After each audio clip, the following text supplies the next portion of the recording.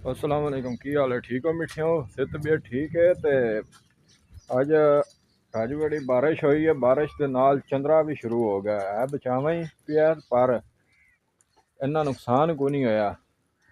वे लो मिठियो, बारिश जिन्नी पई अज हुई है। अज दी अपडेट दरिया दे किनारे दे उत्ते नज़र आ रही है। कई मुल्क चंद्रे तो चल के ते अंदर डक लिया न। ठीक है, अल्लाह कई का अजे बाहर, अल्लाह का शुक्र है।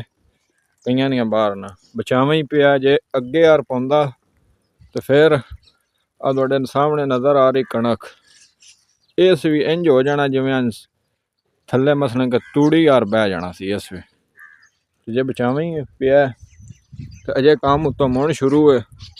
निगा होया है मौसम ते अज त्रीजा डंग है। बारिशां शुरू न इत्थे हर जिले में ही मसले शुरू है। ये आख सकते हैं असी। किसी नमाणिया दे पट्ठे भी गिले हो गए रेहड़ी दे उत्ते। देखो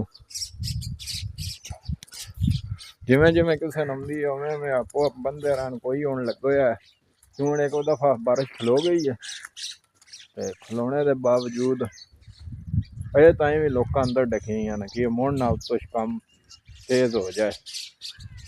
वेखो सूरत हाल अज दी। जुम्मतुल मुबारक का दिन है, बरकत दिन सी। अल्लाह का शुक्र है बड़ा जेड़ा बचावा हो गया चंद्रे लो। बारिश तो मन पता है अगे मुमकिन होंदी है जिथों ताई हो सके। 80% तो उन्हें दसी सी। ठीक है, उतना भी हो सकती है। रब नूं पता है, असीं नहीं कुछ जा सकते इस गल नूं। ते चलदे नाले तुहानूं पट्ठियां की कोई सूरत हाल अज दी विखाने जेड़े कोई कितना कोई नुकसान होया पट्ठियां दा, या मेरा मतलब है कि कणक शणक दा। तुहानूं अपना डेरे की सूरत हाल विखाना पिया इस वक्त।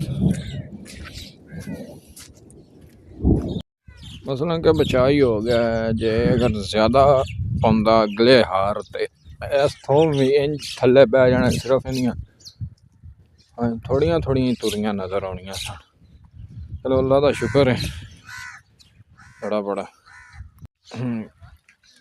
बारिश का इंतजाम हो के आंदा पिया खोती ते।